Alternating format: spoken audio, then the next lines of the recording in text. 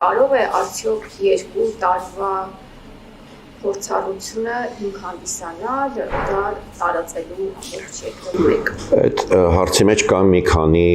ենթակետեր, էլի, ես կսկսեմ նրանից, ինչի մասին դուք չեք հարցնում, արդյոք պետք է քննություն 9-րդ դասարանից հետո, ես կասեմ միանշանակ ոչ։ Պետք չի։ Եթե դուք հարցնեիք, արդյոք պետք է երեխաները կարողանան 9-րդ դասարանի վերջում մտքեր շարադրել, ես կասեի այո, միանշանակ այո, բայց դա չպետք է լինի, կրթության նպատակը ընդհանրապես քննությանը պատրաստելը չի, այդ ձեր հարցի մեջ արդեն դա կա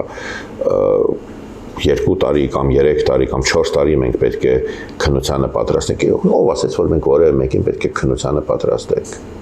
Պետական մարմինների որոշումները Ես կարծում եմ, որ այդ ուղղությամբ էլ պետք է աշխատվի, որպեսզի մենք ընդհանրապես վերանայենք այդ